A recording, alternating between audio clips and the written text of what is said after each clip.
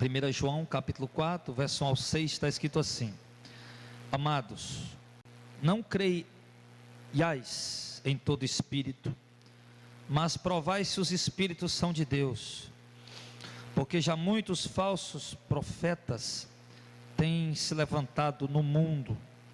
Nisto conhecereis o Espírito de Deus.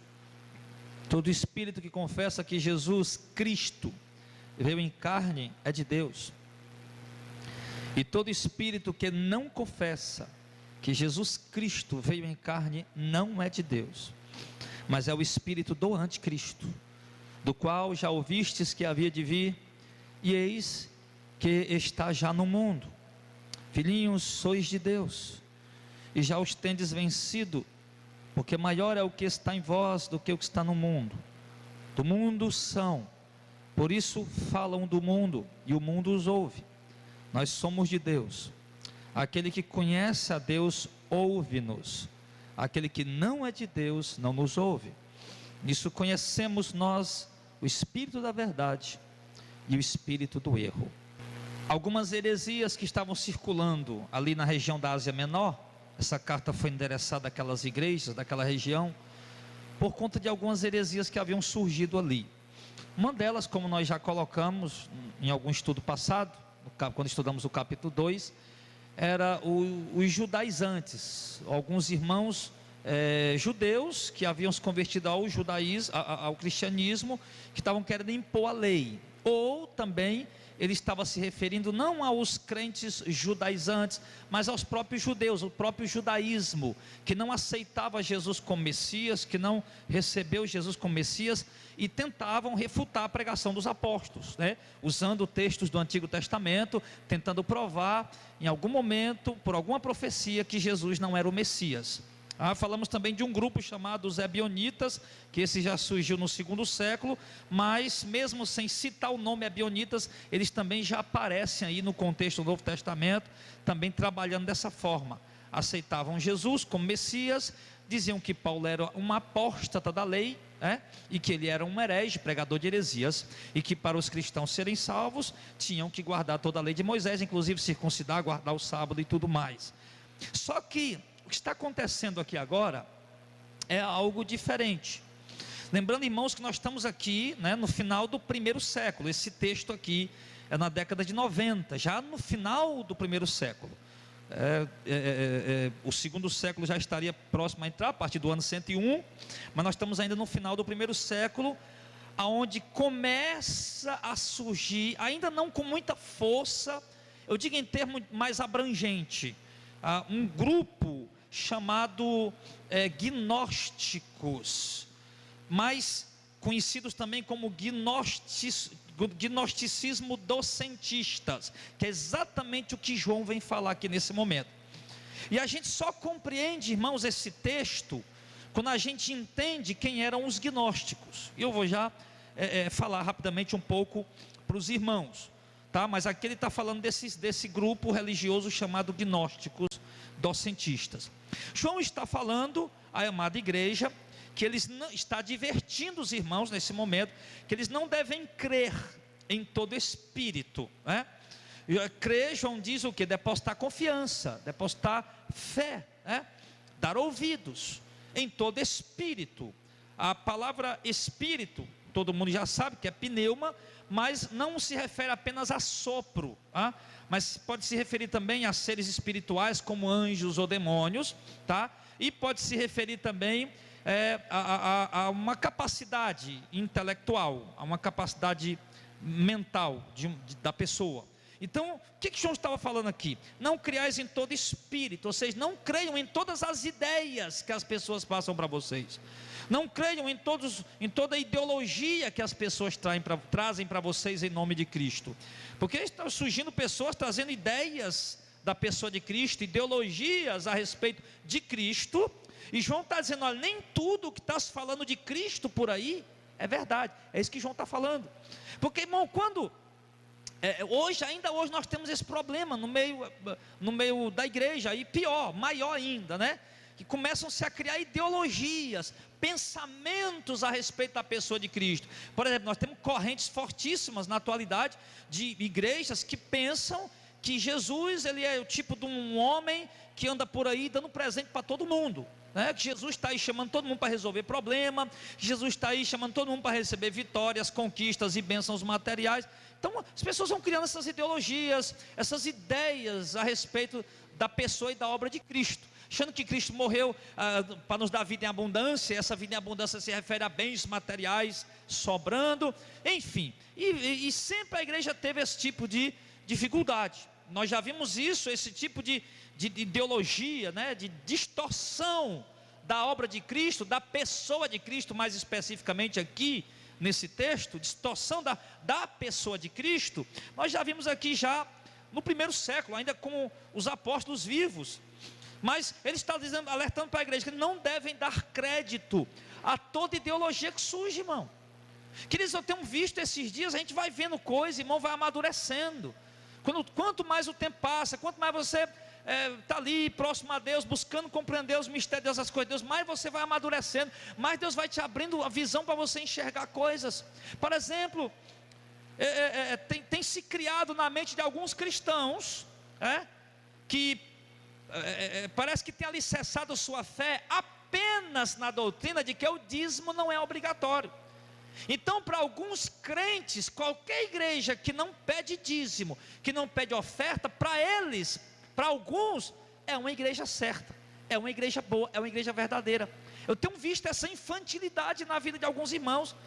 Por exemplo, nós vimos aí uma religião aqui, foi fundada no Brasil em 1910, chamada CCB, Congregação Cristã no Brasil, que é uma igreja herética, que distorce absurdamente o evangelho. Nós estamos com esse estudo lá no nosso canal do YouTube. E é uma igreja que não cobra dízimo, que você vai lá, não tem ninguém pedindo oferta, né? Eles não vendem nada, lá as coisas são dadas de graça. E por conta disso, alguns cristãos acham que é uma igreja verdadeira. Acho que é uma igreja, não olham, não consideram as principais doutrinas do cristianismo.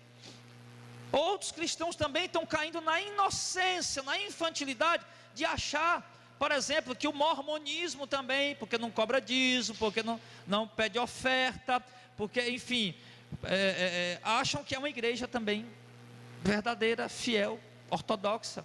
Outros pensam também que os adventistas, por conta dos seus pregadores, sejam homens eloquentes, homens inteligentíssimos, de uma palavra mansa, calculada, sempre cheio de habilidades com suas palavras, e acham que também é uma igreja verdadeira. Então a gente vê, irmão, que parece, ou com certeza, os cristãos da atualidade estão muito parecidos com os crentes lá da região da Ásia Menor.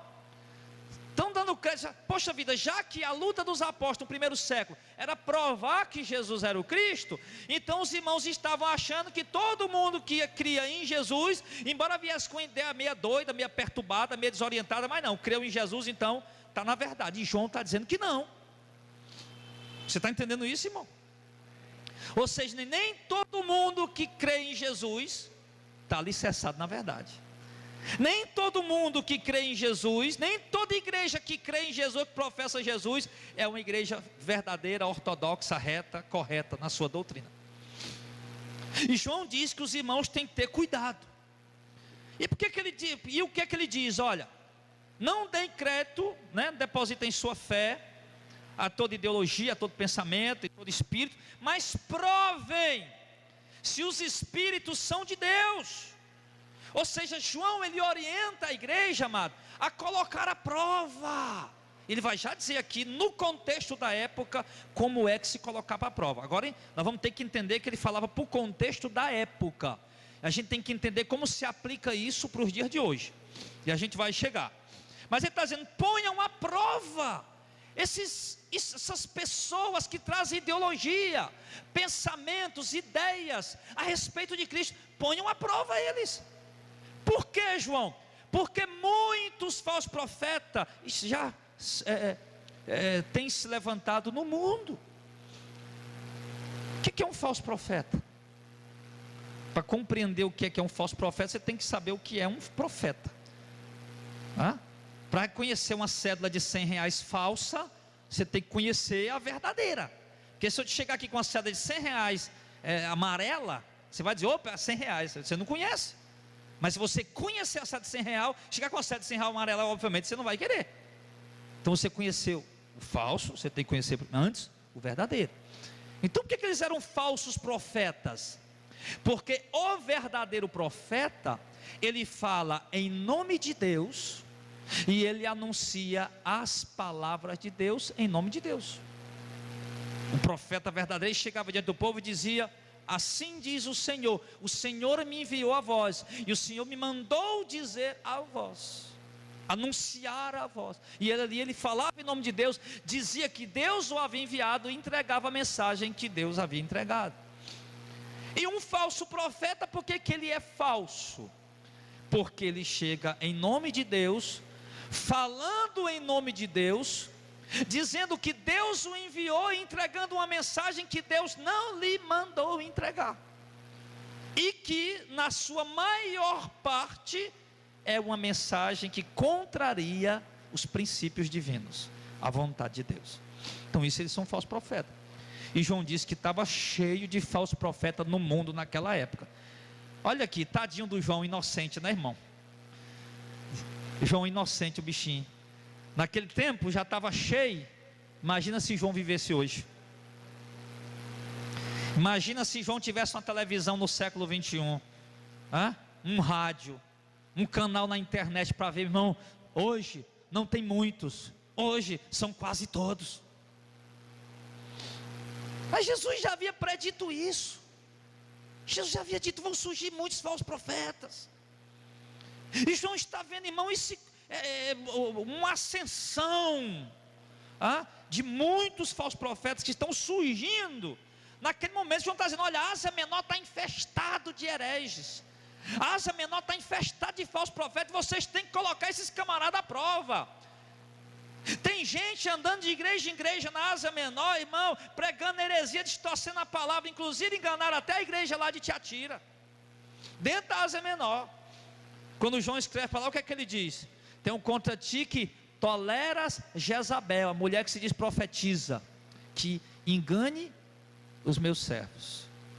Então tinha falso profeta lá no púlpito da igreja de Tiatira, concedido pelo pastor da igreja, que é chamado de anjo da igreja, o mensageiro. E Deus não estava cobrando, não era do obreiro, nem do presbítero, nem do diácono. Deus estava cobrando do anjo, do pastor da igreja, porque a responsabilidade é dele. E ali estava falso profeta no púlpito da igreja. Isso já mostra ali o rastro deles por ali. Então ele manda que a gente ponha à prova, irmãos, porque muitos falsos profetas têm se levantado do mundo. Então naquela época já havia uma preocupação por parte da liderança principal da igreja, em que os irmãos colocassem à prova os homens que estavam surgindo no cenário, dizendo trazer uma mensagem de Deus. Muito mais a preocupação deveria existir hoje, amados. Muito maior preocupação deveria existir hoje, amém? Vocês concordam com isso? Com certeza.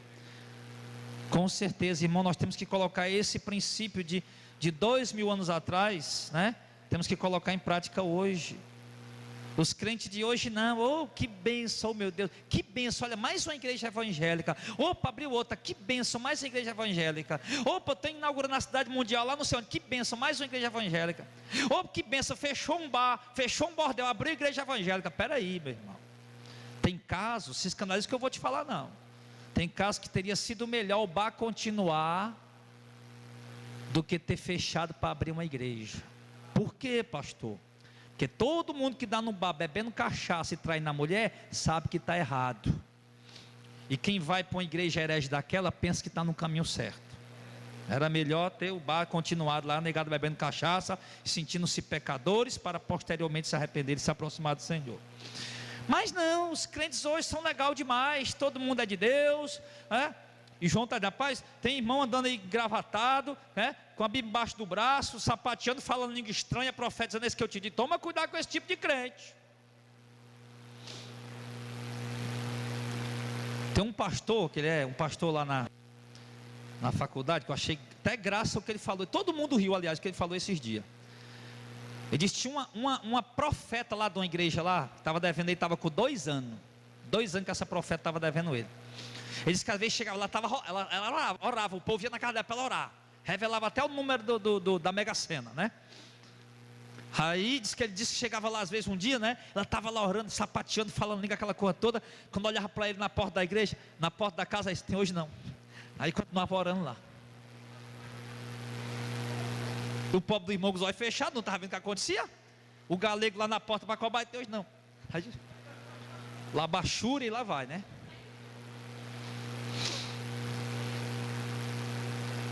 Mas o que acontece? Fez zoada, sapateou, fez barulho, meu irmão. É homem de Deus, né? Mulher de Deus. E não é bem assim. João diz, coloca a prova.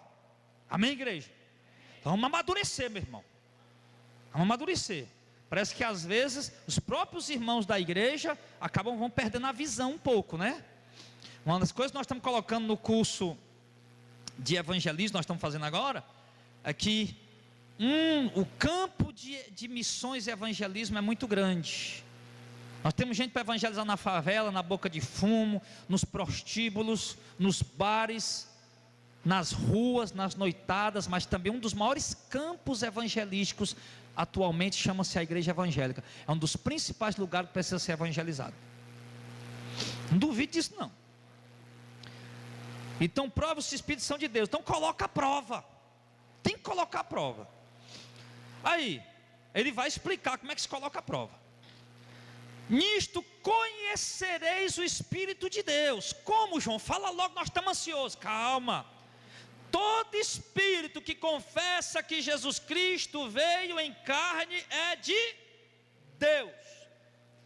E todo espírito que não confessa que Jesus Cristo veio em carne não é de Deus, mas é o espírito do anticristo. Anticristo quer dizer contra Cristo, opositor de Cristo, do qual já ouviste que havia de vir, eis que já está no mundo. Olha o que João diz, irmão, filhinhos, sabe como é que vocês vão colocar à prova esse pessoal aí? Como, João? Fala para nós. E João diz, olha, vocês prestem atenção, qualquer um que chegar dizendo aí que Jesus veio em carne, pode ter certeza, esse é de Deus. Mas chegar dizendo que ele não veio em carne, esse aí não é de Deus. Agora eu vou lhe dizer uma coisa aqui, irmão, tu entende o que eu vou falar? Isso se aplica para nós hoje? Não. Por quê, pastor? Porque se nós for levar esse texto ao pé da letra e aplicar para nós hoje, nós vamos dizer o quê? Que todo macumbeiro confessa que Jesus veio em carne é de Deus. Veio em carne quer dizer que ele nasceu de Maria, né? Que ele era um homem de carne e osso. Se nós levar esse contexto ao pé da letra, nós vamos dizer que todo católico apostólico herege, né? Que crê que Jesus veio em carne é de Deus. A igreja católica romana crê que Jesus nasceu de Maria ou não? Sim ou não? É lógico que crê. Acho que é os que mais defendem isso, por causa de Maria. Tem gente por aí, meu irmão, por exemplo, os mormons crê também? Crê. Os adventistas crê. A CCB crê. E vai entrando por aí afora. A Universal crê também? Crê. Mundial também crê. E vai entrando. E vai lá. Aí você vai vendo lá, a igreja da unificação do Reverendo no Mundo também crê, Jesus veio em carne, que nasceu de Maria, que ele era um homem de carne e osso. Mas eu lhe digo, aí por conta disso essas igrejas são de Deus? Porque João disse que todo espírito que confessa que Jesus veio em carne, ele é de Deus. Mas entende, irmão, João estava se referindo ao contexto daquela época. Por quê, pastor Jardel? Preste atenção. Porque surgiu o movimento chamado gnosticismo docentista. O que é que eles acreditavam? Escuta essa. Os gnósticos diziam, Jesus veio, nós cremos em Jesus. Inclusive, eles diziam ter os próprios apóstolos de Cristo, deles, não era Paulo, os apóstolos, eram outros apóstolos. E que os apóstolos deles era quem tinha uma revelação certa, né? E a salvação era através de um conhecimento esotérico que eles ministravam para o povo. E os gnósticos diziam o seguinte, que a carne é completamente mal e o espírito é completamente bom. Então Jesus, ele era um espírito, ele não era carne. Ele não nasceu como homem, ele não assumiu um corpo humano. Isso é certo ou errado? É errado. É lógico que Jesus nasceu em carne. Primeiro, o Evangelho de João capítulo 1 diz, e o verbo se fez carne e habitou entre nós. Jesus veio em carne. Quando Jesus ressuscita, que ele chega para o discípulo dele assustado, o que é que o discípulo diz? É um espírito. Ele disse, não, o espírito não tem carne e osso, como veio, que eu tenho. Então Jesus, irmão, ele nasceu de Maria. A Bíblia diz que ele se fez homem. O verbo se fez carne. Era Deus ali na terra, encarnado, não reencarnado, como a doutrina espírita, né? Reencarnar quer dizer que morreu e ressuscita, morreu e ressuscita. Não, Jesus não reencarnou. Jesus ele ressuscitou o mesmo corpo, né? E ele se fez carne, veio lá do céu como Deus que ele era, lá na eternidade com o Pai, veio, assumiu um corpo humano para poder realizar a obra que o Pai lhe havia confiado. Amém, pessoal? Aí o que acontece? Os gnósticos, docentistas, que é a palavra docentista do grego, significa aparência. Jesus tinha apenas aparência de homem, no entendimento deles. Se olhava para Jesus, você achava que ele era um homem, que ele era carne, né? Que ele tinha um corpo físico, mas não, aquilo era só aparência. Jesus, ele era um tipo de alma, alguma coisa assim, um espírito, alguma coisa do tipo. Era isso que eles pensavam. Agora, o pior, eles estavam disseminando essa doutrina e tinha gente crendo, irmão. Tinha gente dando crédito, tinha gente acreditando nisso. E João foi informado no meio da sua epístola aqui, ele abordou esse ponto. Já pensou, irmão? Chega um camarada por aí e vai dizer, olha, Jesus não veio em carne, Jesus era um espírito. Que isso? Aí você vai dar crédito que o cara falou bonito, pegou um texto daqui, da acolá, provou, né? Através da física quântica, né? Através da ciência, não sei o que mais aí, provou que Jesus era um espírito. Você, rapaz, que coisa interessante, pois não é que é mesmo? Meu irmão, que é isso? Irmão, tem doutrina perigosíssima, permeando no meio das igrejas, de forma sutil, maliciosa, meu irmão, e ministrada com altíssima intelectualidade. Apóstatas e hereges ministrando heresia, meu irmão, com altíssimo poder de eloquência, de palavras, de retórica e de intelecto. O cara sabe, coloca as coisas em ordem, fala bem, fala bonito, explica bem direitinho, que acaba embaraçando as pessoas. Era isso que estava acontecendo lá, os gnósticos. Eles acreditavam ter um conhecimento que ninguém mais tinha, e estavam levando essa doutrina. Para entender, todas as cartas apostólicas, as 13 epístolas de Paulo, provavelmente 14 com a carta aos Hebreus, três cartas de João, as 2 cartas de Pedro, a carta de Judas, a carta de Tiago, irmão, todas elas, sem exceção, foram escritas para resolver problemas que a igreja estava passando. E eles escreveram exatamente trazendo a orientação que a igreja precisava. Lembra da carta de 1 Coríntios que nós estudamos? Lá no capítulo 5 a gente vê o quê? Um irmão que se prostituiu com a mulher do próprio pai dele. Não era a mãe dele, mas era a madrasta dele. Lembra? E Paulo escreve orientando como resolver aquela situação. Depois Paulo no capítulo 11 escreve para falar sobre a situação da Santa Ceia, que está sendo ministrada da forma errada. Sim, os irmãos estão se embriagando, bebendo vinho demais na Santa Ceia e tal. E Paulo vai escrevendo cada ponto, abordando de acordo. Lá em capítulo 7, Paulo falando de casamento, né? Se as pessoas tinham que continuar celibatários ou não, depois de conhecer a Cristo, podia casar, se não podia. Se o homem casar depois de conhecer Jesus, tinha que parar de fazer sexo com a mulher, se tornar um celibatário, ou podia continuar fazendo sexo. Então surgiu um monte de situações, e as cartas eram escritas para resolver essas situações, amém? Então, por isso que a prova que João coloca para os irmãos, naquele momento, é que os irmãos, olha, todo mundo chega nas igrejas aí, falando de Jesus, anunciando Jesus, vocês colocam eles à prova. E olha, interessante, irmão, como eu disse, João escreveu essa carta para as igrejas da Ásia Menor, não é isso? Inclusive a cidade onde João morava e a igreja que ele pastoreava era também na Ásia Menor, que era a cidade de Éfeso. E João, ele era bispo lá na cidade de Éfeso.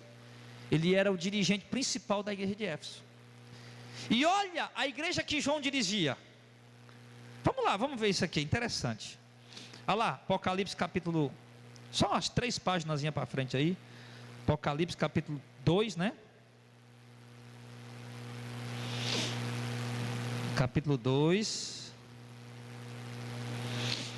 Preste atenção, ó, bem rapidinho, só do verso 1 em diante.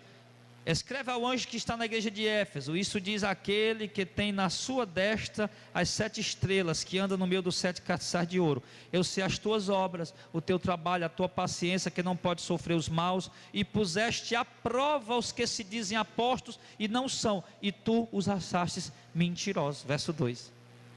O que nós estamos vendo aí? A igreja que João pastoreava, que era a igreja de Éfeso. O Senhor está dizendo que na igreja de Éfeso, os irmãos tinham a prática de colocar à prova os que diziam-se ser apóstolos.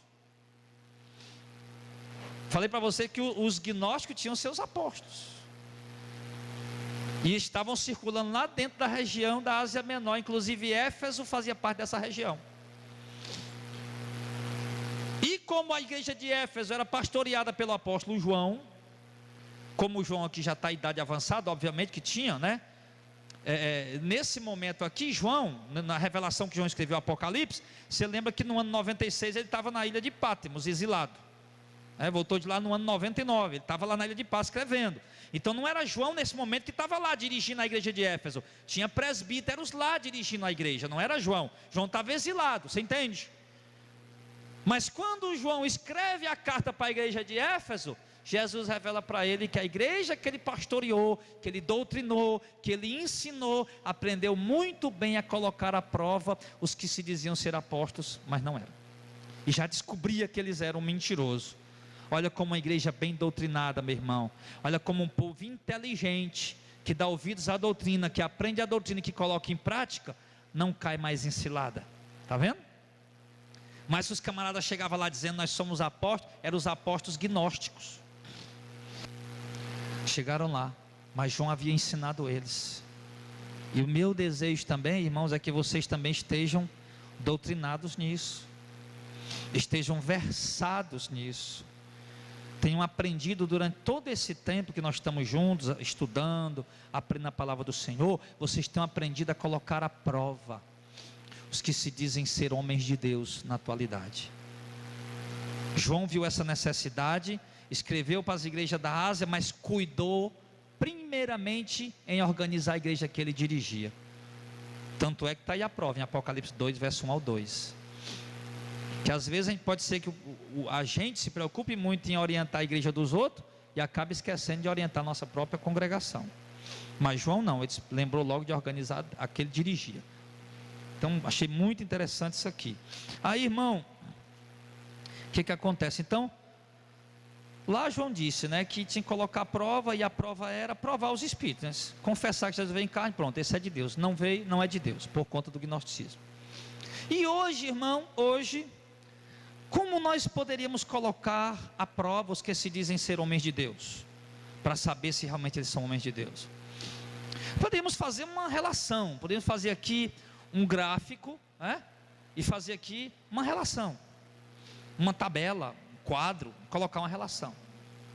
Provem se os espíritos são de Deus na atualidade. Naquele tempo, se o camarada disse Jesus veio em carne, pronto, esse é de Deus. Não veio em carne, esse não é de Deus. Mas e hoje? Como provar os espíritos?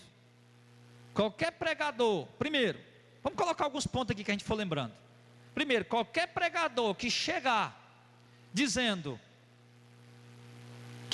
que tem que adorar Maria, não é de Deus. Ou qualquer outro dos santos, não é de Deus. Qualquer pregador que chegar em nome de Cristo e dizendo que a salvação é pelas obras, não é de Deus. Não é de Deus. Já aprendemos aqui que a salvação é pela graça, por meio da fé, não é obra nossa, é um dom gratuito que Deus dá, é um presente, é um dom, é uma dádiva. Qualquer pregador que chegar, tá, pregando que, por exemplo, nós temos que atrair os jovens, vamos fazer um show gospel, não é de Deus. Qualquer pregador que transformar os dons de Deus numa fonte de lucro, numa mercadoria vendável, não é de Deus. Quando eu digo isso aqui, meu irmão, eu falo com temor. Por quê? Porque eu conheço homens de Deus que estão fazendo isso. Aí eu falo assim, meio com temor, né? Mas entendendo que é uma prática equivocada deles. Só que, infelizmente, irmãos, estão vendendo milagres, estão vendendo cura, estão vendendo amuletos consagrados que fazem cura. Então, qualquer esse tipo de coisa contraria a palavra de Deus, a doutrina de Cristo, tá? Não é de Deus. Quer por aí alguém vendendo milagre, não é de Deus. Chegar alguém por aí, meu irmão, dizendo que Jesus, ele morreu para te dar riqueza, conquistas terrenas, não é de Deus. Então entenda, qualquer doutrina, argumento que contradiz princípios claros das Escrituras, qualquer um que apresenta esses argumentos, irmãos, à procura de benefício próprio, tá? Essa pessoa não é de Deus. Amém? E para isso nós temos que conhecer a doutrina bíblica. Porque se nós não conhecemos a doutrina bíblica, nós não vamos saber quando eles estão mentindo ou quando eles estão falando a verdade. Se nós não conhecermos, por exemplo, se você não conhecer que a adoração aos ídolos é pecado, é errado, é abominável diante de Deus, quando você vê alguém adorando os ídolos, você não vai nem perceber que aquilo é uma prática errada. Então você tem que conhecer para poder colocar à prova, como eu acabei de falar. Você tem que conhecer o verdadeiro para poder identificar o falso.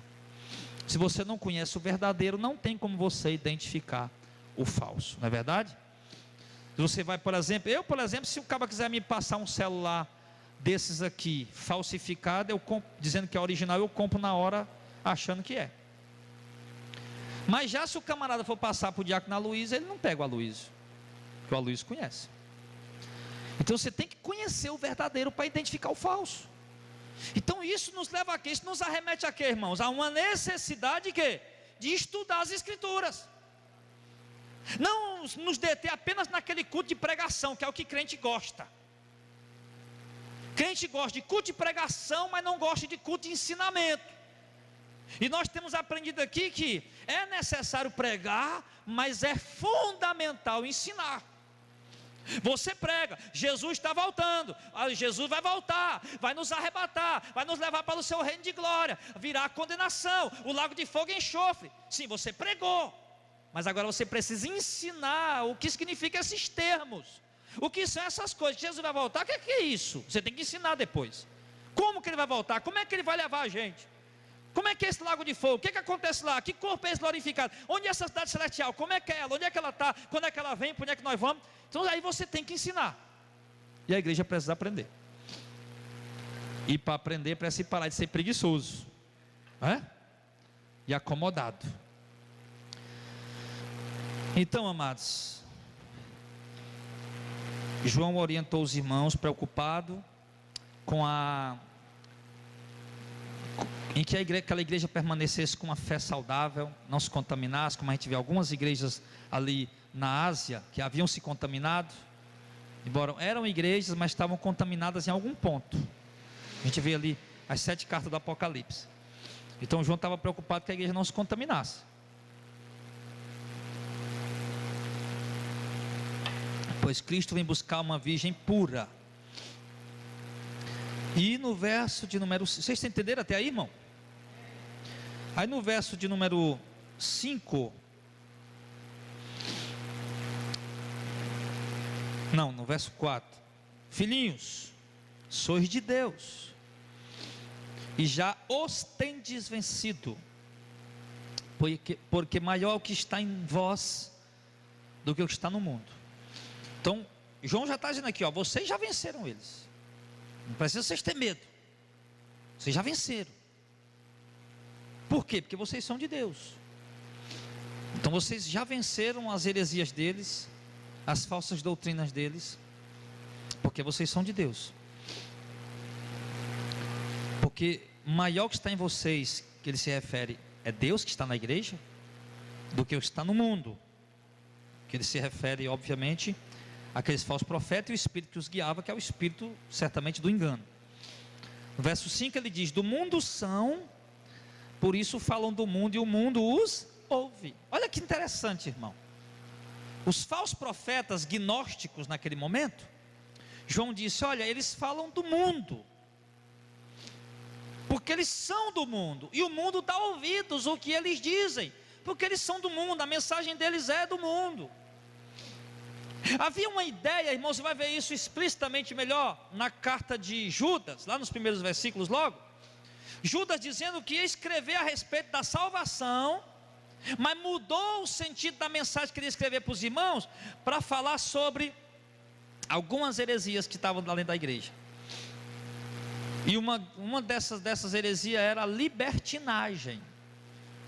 Estavam transformando a graça de Deus em libertinagem. Ou seja, preste atenção, uma das ideias do gnosticismo: já que o espírito é totalmente bom e a carne é totalmente mal, né, e nós estamos salvos, então vamos viver pecando. A carne é mal, a carne foi feita para pecar, então vamos pecar. E Judas diz que estão trocando a graça de Deus em libertinagem. Olha a ideia desse povo, pelo amor de Deus, irmão. O espírito é totalmente bom, a carne é totalmente mal, então pronto, a gente está salvo, glória a Deus por isso, nós cremos em Jesus, então vamos pecar, a carne foi feita para pecar. Isso é ideia do diabo, irmão.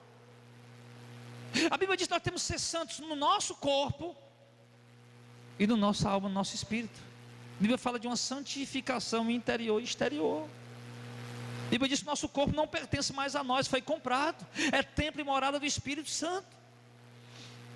Não podemos mais tomar os membros do nosso corpo e unirmos a uma prostituta, a uma meretriz, ou praticarmos coisas inconvenientes que contrariam a moral cristã com eles, porque não nos pertence mais a nós.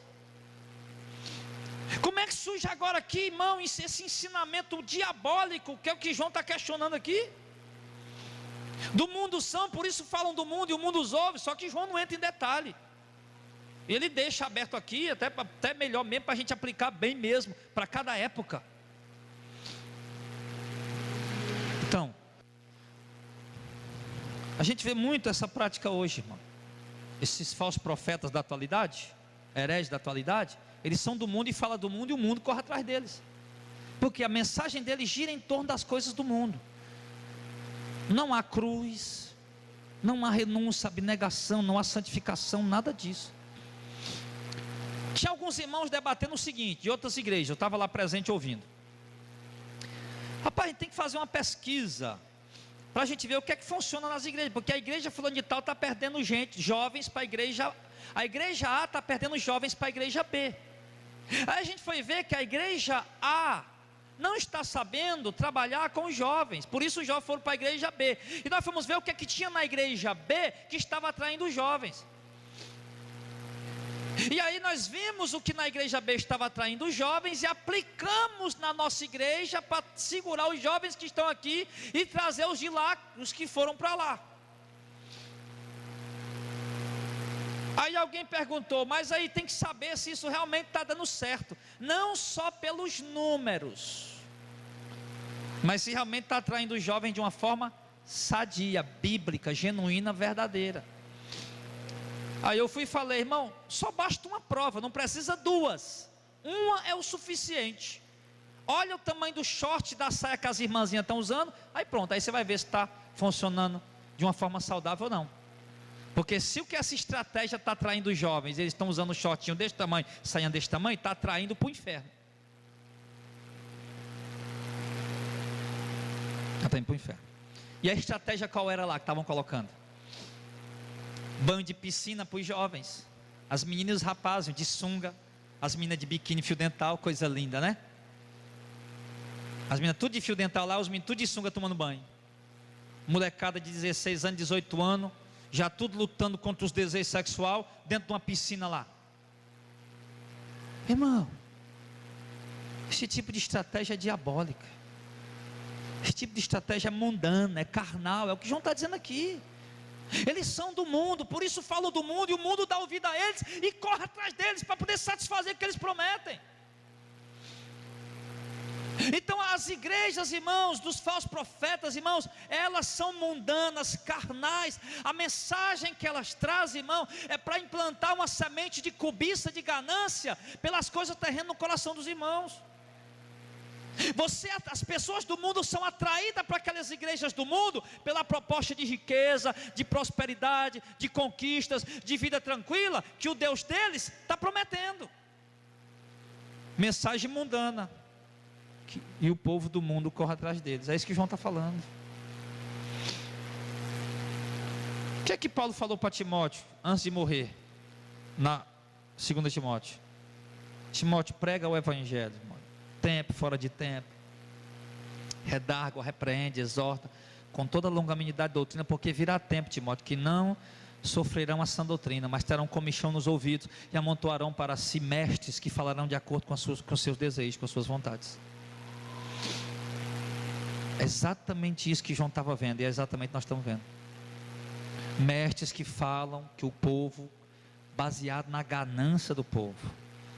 Tem muita igreja hoje, irmão, que está igual essas empresas grandes, né? Você vê aí, por exemplo, supermercados, G Barbosa, Açaí, Atacadão, são empreendimentos, empresas, né? Onde tem pessoas capacitadas, inteligentes, que antes de abrir, você acha que abre um desses mercantil grande num determinado bairro de Fortaleza, antes eles fazem uma pesquisa, antes eles fazem um estudo naquela região, veem a necessidade, entrevistam pessoas, perguntam pessoas, eles fazem aquela pesquisa, veem os cálculos, e rapaz, aqui é um lugar ideal para abrir uma empresa. Aí pronto, eles vão lá e abrem. E quando abrem, o que é que eles colocam? Você vê, eu estou cansado de ver aqui, né? Você tem uma empresa X de um lado, em frente tem outra empresa X do outro, uma de frente da outra, e elas disputando. Olha lá, o leite aqui está de R$ 1,99, o arroz baixou, está de R$ 15 o quilo. Deus me livre na hora dessa, mas não demora a chegar isso aí não. Aí você passa do outro lado, já está lá aquela disputa. É isso que as igrejas dos falsos profetas estão fazendo, irmãos, com o intuito de atrair pessoas, com o intuito de se multiplicarem, de crescerem e de se tornarem potências. É isso que eles estão fazendo. Eles investigam, pesquisam o que é que o povo está precisando, o que é que o povo está necessitando, e oferecem para elas de forma milagrosa, e mostram gentes ali que supostamente recebeu o que elas estão querendo também, e elas dão testemunho, e o povo vai atrás correndo, e tudo gira em torno do mundanismo. E nós temos que ter cuidado com isso, e não soltar a nossa cruz na caminhada. Eu vi uma pessoa falando, porque lá na minha igreja lá tem pouca gente, não sei o que, papá. Eu digo, irmã, mas a sua igreja é uma igreja saudável, fique lá. Não se preocupe com isso não, fique lá. Então, às vezes o cristão, ele está como no caso dessa pessoa que eu pude ver, né, perceber, sempre falando a mesma coisa, né, que a igreja lá, o culto de terça-feira deu 8 pessoas, 5 pessoas eram a família do pastor, os outros 3 eram pessoas lá da igreja, e era pouca gente demais, e os louvores são não sei o que, as músicas são não sei o que, não existe um trabalho de atrativo para isso, para aquilo outro. E eu conhecendo a igreja, minha irmã, sai da sua igreja não. Sua igreja é até uma das melhores que tem por aí, não saia não, não se preocupe em sair não. Não vá correr atrás desse movimento aí não, irmão, é tudo ilusão. Tá aí, nós estamos chegando agora perto do Natal. Você passa nessa avenida aí, ó, você chega em qualquer coisa mais linda ali, né? Aquelas luzes tudo coloridas, aquela coisa, né, toda iluminada, aquela coisa linda. Você passa aí na avenida aí, aquele shopping, as luzes tudo piscando, aquela coisa, né? Você se sente atraído por aquilo. Você quer estar naquele shopping, você quer estar naquele lugar, você quer ir ali porque aquelas coisas lhe atraem. Estratégias, irmãos, estratégias que são também usadas, aplicadas pelas igrejas dos falsos profetas. Você vê, por exemplo, olha, no ano que vem vai ter uma Copa do Mundo. Copa do Mundo.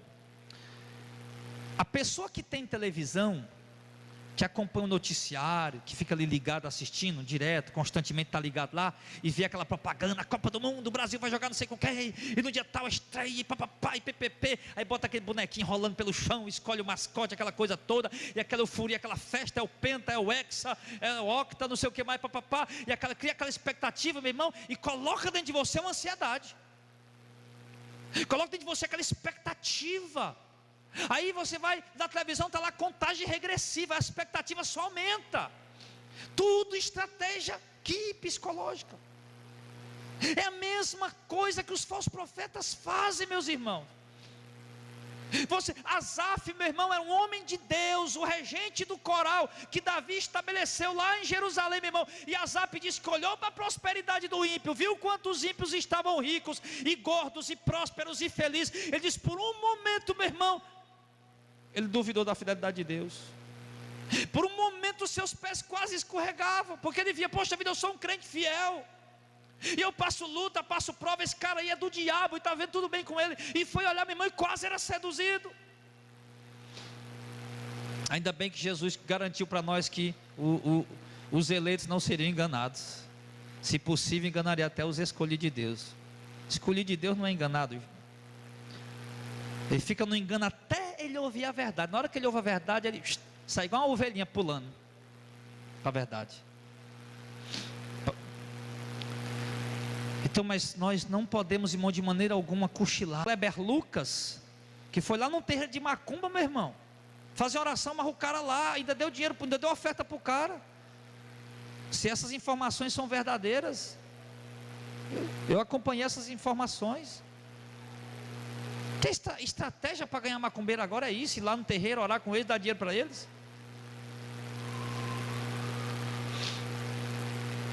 Sem pregar que o cara está no erro, sem pregar que o cara tem que se arrepender, sem pregar que ele está servindo o diabo. Não. Olha as outras estratégias em algumas igrejas aí. Estão colocando músicas, até esqueci o nome das bandas aí, músicas seculares nas igrejas para cantar. E o pensamento deles qual é? O melhor possível. O que é que eles dizem? Eles dizem que não, que tem uma pessoa que nunca foi na igreja, e ela chega na igreja e escutar uma música sacra, uma música evangélica, é um impacto muito grande para ela, não vai gostar, vai sair de lá. Então estão botando aí as músicas seculares, ou as músicas até, né, mais ou menos razoáveis e tal, para poder o pessoal chegar e não achar tão estranho o ambiente e ficar lá. Que isso? Quer dizer que o intuito é só juntar gente e pronto. Seja lá para fazer o quê? O intuito não é só juntar gente, irmão. O intuito é juntar o povo de Deus. E só se junta o povo de Deus pregando o verdadeiro evangelho. Não é com essas estratégias, irmão, extravagantes, exageradas, heréticas, apóstatas, carnais e mundanas, não. Um certo pregador disse, irmão, que são bodes entretendo as ovelhas. Aliás, são lobos entretendo ovelhas. Entretendo bodes, né?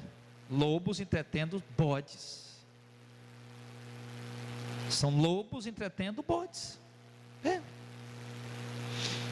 nós não estamos aqui por um entretenimento. Alguém está aqui por um entretenimento?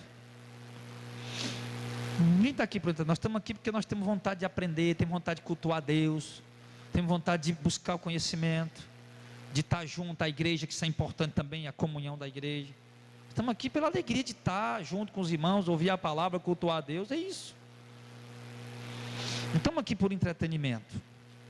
Mas ele diz que os falsos profetas atraem o povo pelo entretenimento, seja pela mensagem, prega o que é do mundo e o mundo os ouve e vai seguir eles. Aí aqui ao mesmo tempo João está mostrando como provar os falsos profetas, e o povo está aprendendo. Mas mesmo assim os irmãos que não conseguiam identificar o falso profeta e correr atrás dele, é porque não era da verdade. Ele diz, para concluir aqui no verso número 5, né? No verso 6. Agora ele fala assim, nós somos de Deus. Aquele que conhece a Deus, ouve-nos. Aquele que não é de Deus, não nos ouve. Nisto conhecemos nós, o espírito da verdade e o espírito do erro. Algumas coisas importantes a observar nesse versículo para a gente concluir. João diz, nós, ele se refere não à igreja batista, presbiteriana, assembleia ou missão de fé, ele se refere aos apóstolos. Ele se refere a eles, os apóstolos de Cristo. Ele diz que eles são de Deus e trouxeram a mensagem de Deus, a doutrina de Deus. E aquele que conhece a Deus, ouve-os. Ouve-os. Ouve-os quer dizer, fala a mesma coisa. Compreendem, entendem, dão ouvidos ao que eles estão dizendo. Aceitam o que eles estão falando. É isso que significa o termo ouve no grego. Dão ouvidos, atendem, compreendem, aceitam, concordam com o que eles estão falando. Então, quem é de Deus e ouve a mensagem apostólica, que hoje está escrita para nós aqui, que a gente mostra para os irmãos, a mensagem apostólica. Quem é de Deus e ouve a mensagem dos apóstolos, irmão, ele reconhece, ele aceita, ele concorda, ele entende, ele compreende, ele se dobra diante dela, porque sabe que é a palavra de Deus. E por que ele faz isso? Porque ele conhece a Deus, porque Deus se revelou para ele. Por isso ele aceita a mensagem, recebe a mensagem. Mas aquele que não é de Deus, não nos dá ouvido, ou seja, não dá ouvido à mensagem apostólica, não dá ouvido à doutrina certa, à doutrina reta, ortodoxa, correta. E ele vai dizer aqui, nisso conhecereis o Espírito da verdade, que ele se refere à palavra de Deus, e o Espírito do erro. O termo erro aqui fala de transgressão à ortodoxia. Eu achei interessante isso aqui, nesse contexto aqui. Diz o espírito do erro, ou seja, o espírito que leva o homem a transgredir a doutrina correta. Então o que ele fala aqui, irmão? Qualquer pessoa, escute bem, preste atenção, que ao ouvir, ao escutar a mensagem verdadeira, não dá ouvidos a ela, não aceita, não concorda, não crê nela, esse, meu irmão, tem o espírito do erro, ou seja, o espírito da transgressão da ortodoxia. Ortodoxia, doutrina reta. Eles não aceitam a doutrina reta, eles não concordam com a doutrina reta. Eles têm o espírito do engano, o espírito do erro. E está cheio de gente assim. Mas, meu irmão, tem gente, irmão, que não quer aceitar as verdades bíblicas, preferem ficar aí. Então, meu irmão, diz aqui que quem ouve a verdade, mas não concorda, não aceita, é porque não é de Deus. Tem um espírito do engano, que desvia o homem da doutrina reta. Mas o homem e a mulher de Deus, que ouve a mensagem de Deus, e se dobra diante dela, é porque é de Deus. Aí, para concluir, eu vou fazer uma pergunta a você. Você aceita a mensagem de Deus? Você concorda com ela, fala a mesma língua? Então é porque você é de Deus. Você pode até questionar o homem, mas questionar a palavra não. Se eu estiver falando alguma coisa de mim mesmo, você pode até me questionar. Pastor, não concordo com isso aí, tudo bem, se não concordar. Embora eu possa ter minhas opiniões, enfim, e você pode ter as suas, e a gente discordar em algum momento. Mas se você está falando pela Bíblia, se eu estou falando pela palavra de Deus, você não pode discordar. É lógico que não pode. Nisso é conhecido o espírito da verdade, o espírito do erro. O espírito do erro. Então, meus irmãos, nós temos que compreender isso. Nós somos de Deus, aquele que conhece a Deus nos ouve, que não é de Deus não nos ouve. Nisso conhecemos o espírito da verdade e o espírito do erro. E olhando aqui, amados, por este ângulo, nós podemos concluir que o espírito do erro está predominando na maioria dos cristãos da atualidade, dos que se dizem cristãos da atualidade. O espírito do erro, do engano, que leva o crente para longe da doutrina ortodoxa, que leva o crente a se afastar, não aceitar a doutrina ortodoxa, irmão, está predominando na vida de um monte de crente. Fica sempre buscando argumentos para tentar justificar os seus erros, suas falhas, suas faltas, seus pecados, tentando contrariar a palavra de Deus. Por exemplo, tem gente que vai dizer, então eu vou beber vinho porque não é pecado. Aí a Bíblia vai e fala que os beberrões não têm lugar no reino de Deus. Olha, eu vou arrumar 2, 3 mulheres porque Salomão tinha 900. A Bíblia diz o quê? Que o homem só é para ter uma mulher. Como não é para separar da esposa para casar com outra, vai ter adultério. Aí fica buscando dentro da Bíblia alguma passagem ou outra que dê sustento à heresia que ele quer praticar, ao desvio doutrinário que ele quer viver, irmão. E não.